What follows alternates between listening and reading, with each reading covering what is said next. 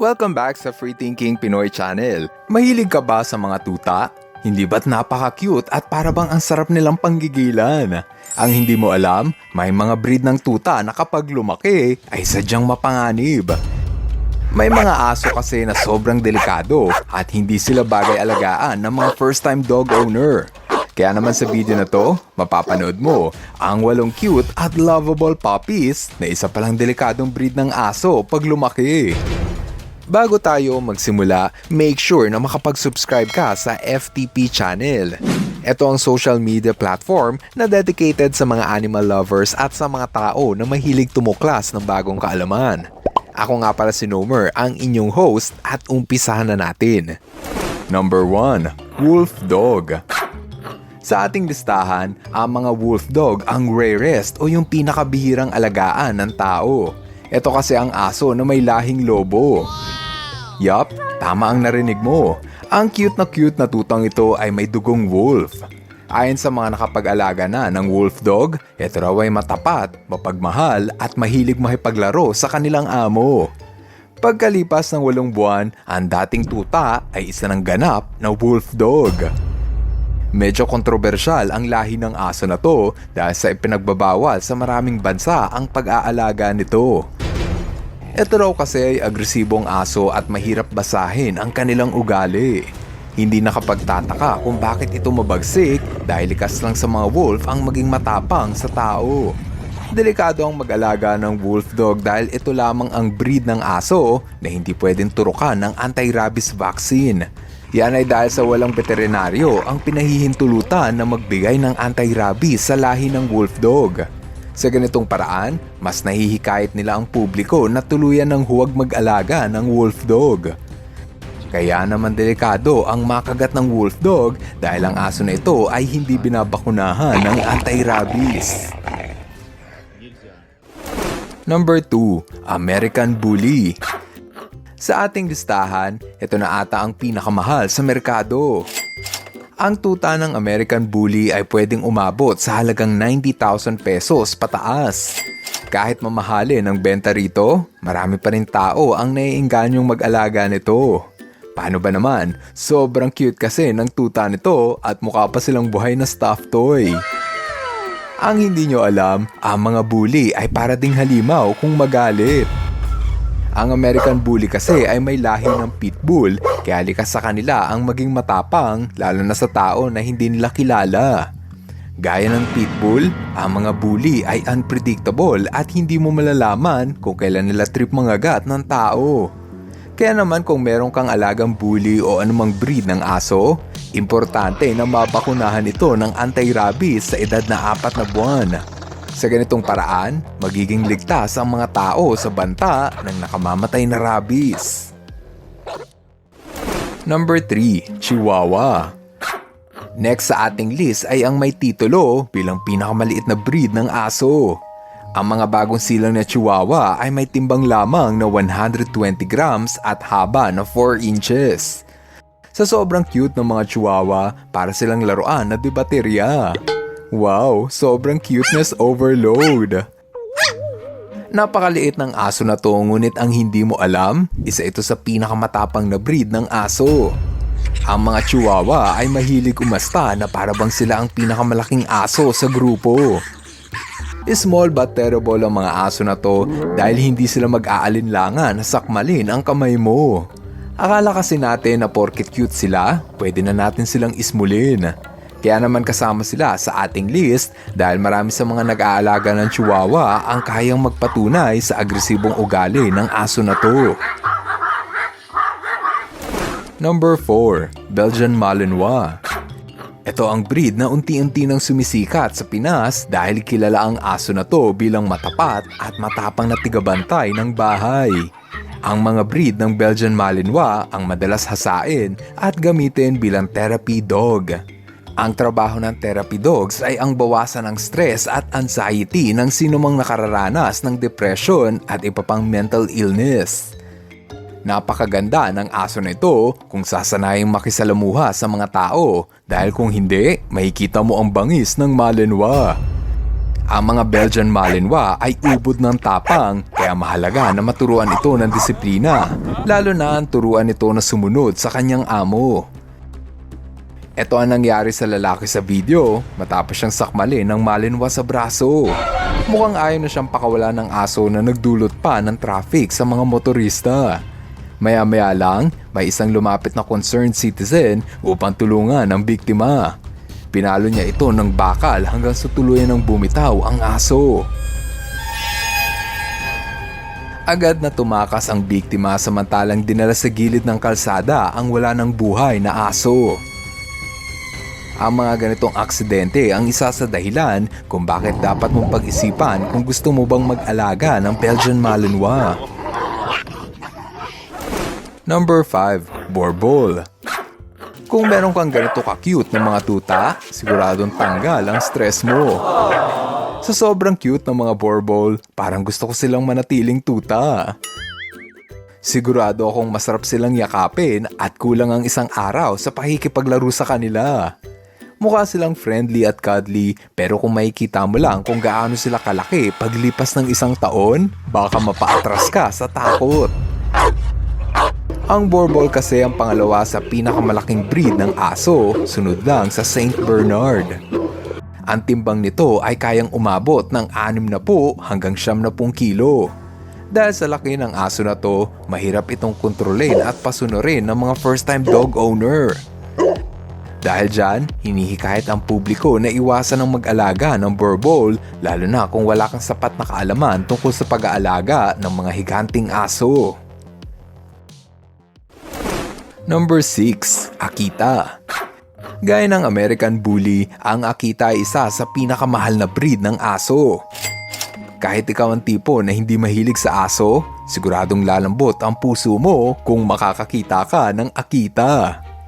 Ang mga Akita ay mahilig makipaglaro sa kanilang amo at sobrang bibo, kaya maraming naiengganyo ang mag-alaga nito.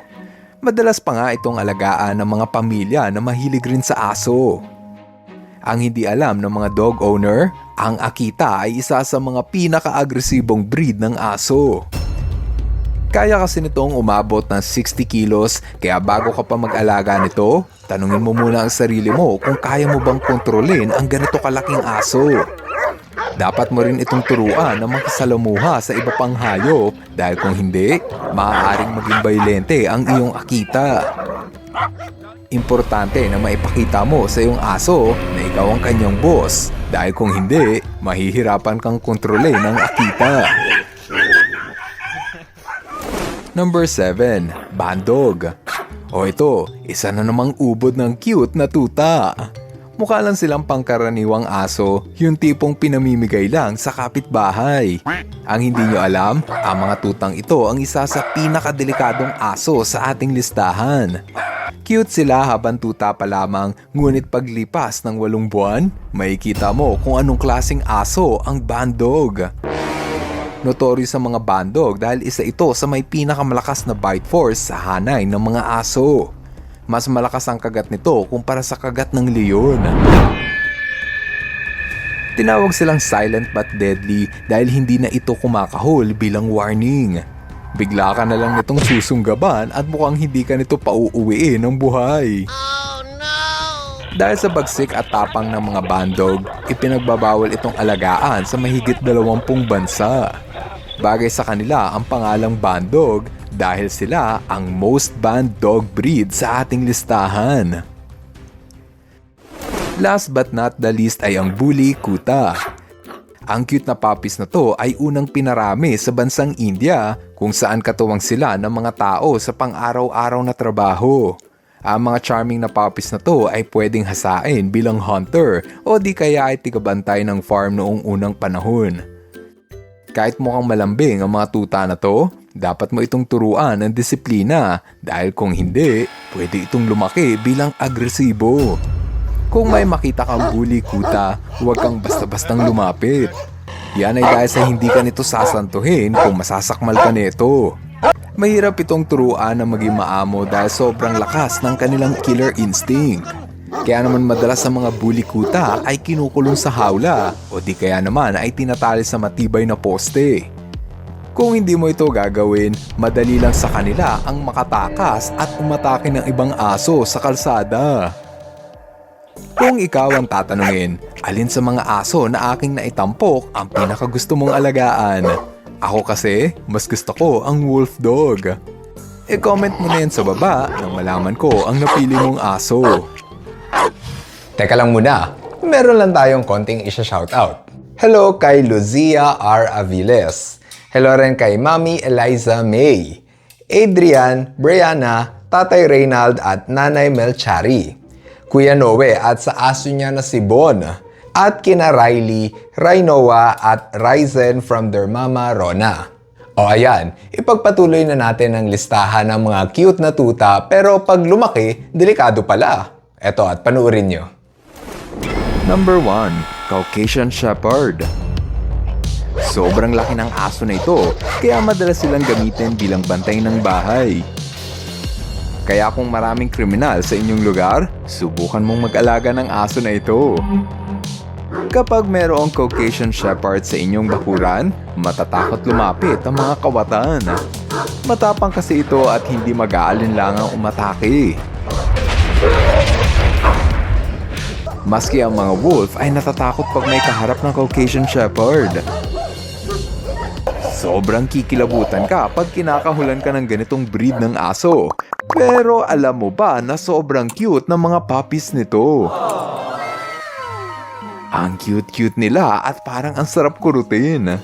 Dahil sa nakakatakot na reputasyon ng mga Caucasian Shepherd, mariing pinaaalalahanan ng mga dog owner na dapat nilang disiplinahin ang kanilang aso habang ito ay tuta pa lamang.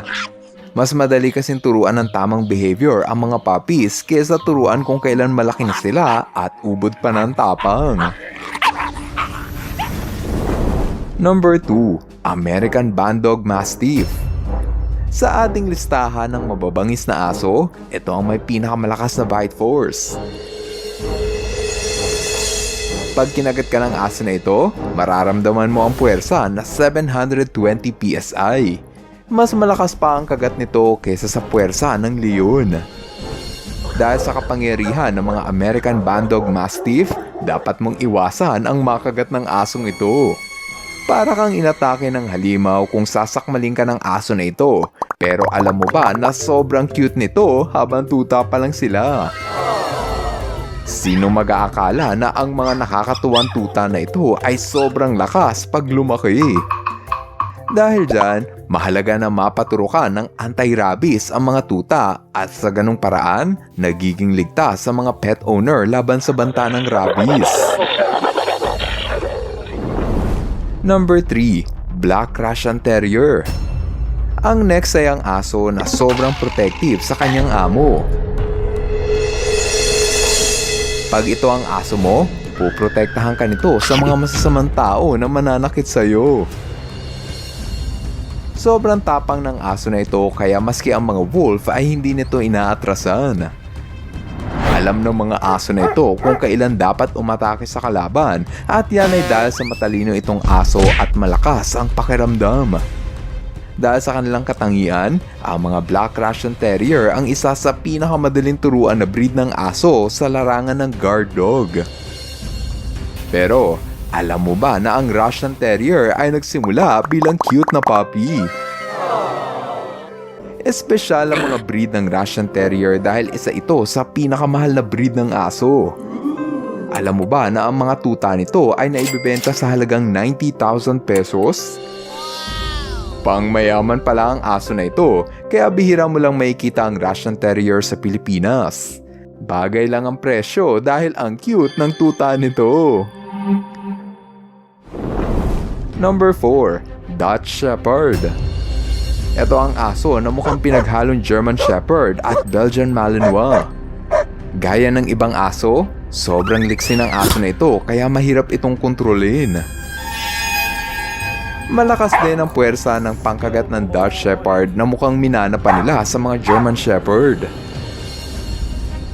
May bilis ito na 30 miles per hour, halos kasing bilis ng leopard. Dahil sa likas na talento ng Dutch Shepherd, palagi itong ginagamit bilang guard dog. Pero alam mo ba na kapag tuta pa lang sila, Ang cute-cute ng mga Dutch Shepherd. Maraming first-time owner ang nahihikayat mag-alaga ng aso na ito dahil kahit sino ay matutuwa sa mga aso na ito. Ang hindi nila alam, napakalaki pala ng aso na to pag tumanda. Kaya naman hinihikayat ang mga magsisimula pa lang na dog owner na mag-research sa breed ng aso na plano nyong alagaan at alamin kung ito ba ang breed ng aso na babagay sa inyong lifestyle. Number 5. Yorkshire Terrier. Ito ang pinakamaliit na breed ng aso sa ating listahan, ngunit ito na ata ang pinakamabangis at pinakasiga. Isinama ko sa listahan ng mababangis na aso ang Yorkshire Terrier dahil para bang palaging mainit ang ulo ng mga aso na ito. Medyo teritorial at ayaw nito na palagi mo silang binubuhat. Dahil sa agresibong pag-uugali ng Yorkshire Terrier, binabalaan ng mga tao na huwag basta-bastang hawakan ng aso na ito kung ayaw niyong makagat. Kahit palagi masama ang timpla ng aso na ito, ang cute-cute naman nila habang tuta pa lang. Mukha silang stuffed toys na gumagalaw. Para silang daga sa sobrang liit. Kapag tuta pa lang mga Yorkshire Terrier, nahihirapan pa itong gumalaw at maglakad. Kaya naman todo-todo ang pag-aalaga na kailangan ng tuta na ito para mapalaki mo sila ng malusog at masayahin. Number 6. Bull Terrier. Nakakita ka na ba ng ganitong breed ng aso? Mukha silang pitbull na may mahabang nguso. Kahit maliit lang din ang katawan ng Bull Terrier, bumawi naman ito sa tapang at hilig sa pagkahol. Para silang pinaliit na version ng mga pitbull. Mabilis mag-init ang ulo ng pitbull terrier, pero siguradong manlalambot ang puso mo kapag nakita mo ang mga tuta nito.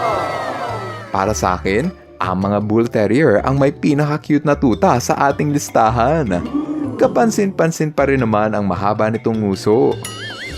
Dito sa Pilipinas, ang mga bull terrier ay naibebenta ng 50,000 hanggang 70,000 pesos. Sulit naman ang gastos dahil ang cute talaga ng aso na ito. Number 7. Rhodesian Ridgeback. Malaki itong aso na kayang tumimbang ng 50 kilos. Nagsimula ang Rhodesian Ridgeback sa Africa bilang hunting dog noong 1922. Simula noon, inalagaan ng mga aso na ito bilang tigabantay ng bahay.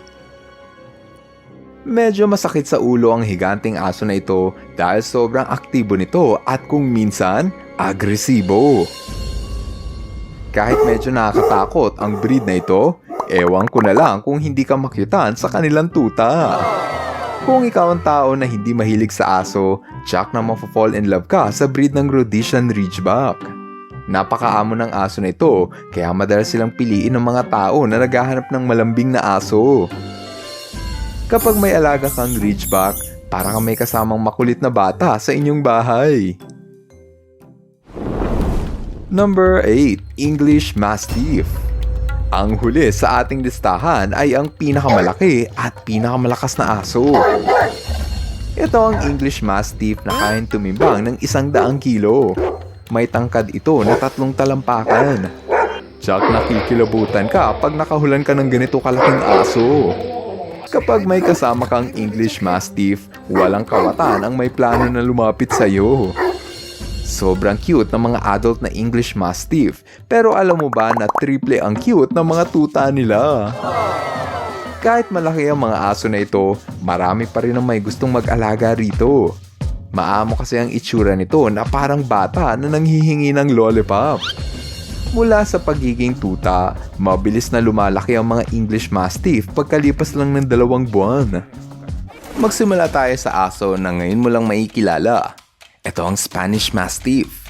Isa ito sa may pinakamalaking katawan sa lahat ng mga aso. Tumitimbang kasi ito ng 50 hanggang 70 kilo. Wow, halos kasing bigat ko na yun ah. Pininiwalaang nagmula ang mga Spanish Mastiff sa lahi ng aso na inutusan para magbantay ng mga alagang hayop. Sila kasi ay mga guard dog. Ibig sabihin, trabaho nila ang magbantay ng mga alagang hayop gaya ng kambing at tupa. Kapag may mga wolf na lumapit, trabaho ng aso na ito na itaboy palayo ang wolf. Sa laki ba naman ng aso na ito, siguradong matatakot lumapit maski ang leon. Pero kung makita mo ang tuta nito, siguradong manggigigil ka sa mga babies ng Spanish Mastiff. Ang cute, no? Mukha silang anghel na kumakahol.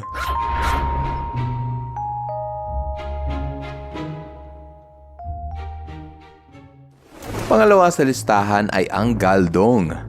Kilala rin ito sa tawag na Pakistani Bulldog. May tangkad ito na 2 talampakan at tumitimbang ng 30 hanggang 40 kilo. Dahil sa laki ng aso na ito, madalas itong ginagamit sa sports na dog fighting. Kung ako sa inyo guys, huwag niyong susuportahan ang dog fighting dahil kawawa yung mga aso na nasasaktan. Kasali ang Galdong sa ating listahan dahil ang aso na ito ay kilalang agresibo. Lumalabas ang bagsik ng aso na ito sa tuwing merong manggugulo sa kanyang pamilya. Kaya nga madalas itong inaalagaan ng ibang tao para gawing tigapagbantay ng kanilang tahanan. Kahit mukha silang nakakatakot, siguradong kapag nakita mo ang tuta nito. Hindi nakapagtataka kung bakit ang ibang tao ay napapaalaga ng aso na ito dahil sobrang cute ng tuta at parang ang sarap alagaan. Next ay ang Maremano Abruzzese Sheepdog. Ito ang lahi ng aso na nagmula pa sa bansang Italia. Tinawag itong sheepdog dahil trabaho din ito ang bantayan ng farm ng mga tupa. Matapang kasi itong aso at hindi ito matatakot na humarap sa anumang kalaban, maski yan pa ay oso. Ilang beses na nga itong nakunan sa video na nakikipag-away sa grizzly bear. Kasali sila sa ating listahan dahil ang aso na ito ay hindi mo basta-bastang pwedeng lapitan. Kapag nagalit ito sa'yo at hindi ka nito kilala, siguradong sasakmalin ka nito. Ginawa ang lahi ng sheepdog para maging matapang, kaya asahan mong hindi ito umaatras sa laban. Pero kapag nakita mo ang kanilang tuta, siguradong malulusaw ang puso mo sa cuteness overload. Ang cute, no? Bakit kung sino pa yung mukhang nakakatakot na aso, yun pa ang may pinaka-cute na tuta? Ang sumunod ay ang American Staffordshire Terrier. Sa unang tingin, mukha lang itong pangkaraniwang pitbull. Ngunit isa lamang ito sa 4 na breed ng pitbull na kinikilala ng United Kennel Club. Kasali ito sa ating listahan dahil minsan lumalabas ang kanilang agresibong ugali. Ang mga pitbull kasi ay binreed upang maging fighter dog. Bukod pa riyan, ang mga pitbull ay binreed para sa sports na bull baiting, isang sports na ngayon ay illegal na sa maraming bansa. Dahil sa pagbibreed ng mga tao sa asong pitbull, naging matapang ito at walang inaatrasan. Kung minsan, may mga naibabalita na tao na sinakmal at nilapan ng Staffordshire Terrier. Ang mga ganitong aksidente ay bihira lang mangyari, ngunit sapat upang magbigay babala sa mga tao na mag-ingat kapag lumalapit ka sa asong ito. Siguro, maraming tao ang nahihikayat na mag-alaga ng Staffordshire Terrier dahil ang cute-cute ng tuta nito. Dito sa Pilipinas, naibebenta ito ng 10,000 hanggang 30,000 pesos. Ang mahal naman pala. Number 5. Kadebu. Kilala din sa tawag na Perro de Presa Mallorquin. Ang lahi ng aso na ito ay nagmula pa sa bansang Espanya. Gaya ng ibang aso sa ating listahan, ang Kadebu ay unang binreed para sa masamang sports gaya ng bull baiting at dog fighting. Ang tawag sa sports na ito ay blood sport. Blood sport ang tawag sa marahas at hindi makataong sports na ipinagbabawal na sa maraming bansa ngayon. Dahil sa ginawa ang breed ng Kadebu sa violenteng sports, hindi maitatanggi na lumalabas ang kanilang agresibong ugali. May timbang ito na 30 to 40 kilos at may tangkad na 2 talampakan. So sobrang laki, siguradong taob ka pag dinambahan ka nito. Pero kapag nakita mo ang kanilang tuta, siguradong mawawala ang takot mo sa aso na to. Ang cute, parang ang sarap kurutin. Bakit kaya ganun? Baby pa lang sila pero may wrinkles na sa noo. Next ay ang aso na may pinakamalakas na pangkagat. Ito ang Alabay Dog o kilala rin sa tawag na Central Asian Shepherd Dog. Alam mo ba na ang kagat nito ay may puwersa na 700 pounds per square inch? Ibig sabihin, mas malakas pa ang kagat nito kaysa sa kayang gawin ng leon. Isa nga ito sa may pinakamalakas na bite force, kahanay ng kangal at American bandog. Dahil sa bangis ng aso na ito, madalas itong ginagamit ng mga farmer para itaboy ang mga wolf na umaatake sa kanilang farm. Napakasiga ng aso na ito at hindi ito mag-aalinlangang umatake sa anumang aso. Ang mga alabay dog ay hindi recommended na alagaan kasama ng mga bata dahil sa pabago-bagong mood at likas na mainitin ang ulo. Pero kung makita mo lang sana ang kanilang mga tuta, siguradong mapapalitan ng saya ang takot mo sa aso na to. Madalas sa mga tuta na ito ay inaalagaan ng mga farmer para sanayin upang labanan ng mga wolf at magnanakaw na manghihimasok sa farm. Ang last ay ang Transmontano Mastiff. Huli man sila sa listahan, hindi naman ito magpapadaig. Ito kasi ang pinakamalaking aso sa ating listahan. May tangkad ito na 33 inches, halos 3 talampakan ng taas. Kapag binuhat mo ito, mararamdaman mo ang bigat na 75 kilos. Matalino itong aso at madaling nakakasunod sa utos ng kanilang amo. Yun nga lang, ang sinumang may balak mag-alaga nito ay dapat bihasa at sanay magdisiplina ng aso. Kung hindi mo ito kayang pasunurin, siguradong lalaki itong agresibong aso. Bukod pa riyan, isa sa requirements kung nais mong mag-alaga nito ay ang pagkakaroon ng malawak na bakuran. Ang mga Transmontano Mastiff kasi ay energetic at puno ng lakas, kaya kailangan nito na may malawak na lugar na matatakbuhan. Mahalaga na malaman ninyo na ang pagpili ng breed ng aso ay hindi basta-basta. May mga aso kasi na pwede mong turuan ng disiplina, ngunit may mga aso na hindi maitatanggi na likas na mas agresibo. Ang dapat ay maging maalam, mag-research o kaya alamin mo sa sarili mo kung kaya mo ba talaga mag-alaga ng mga higanting aso. Dahil kung hindi, baka lapain ka lang ng alaga mong aso. Kung ikaw ang tatanungin, anong breed ng aso ang gusto mong alagaan?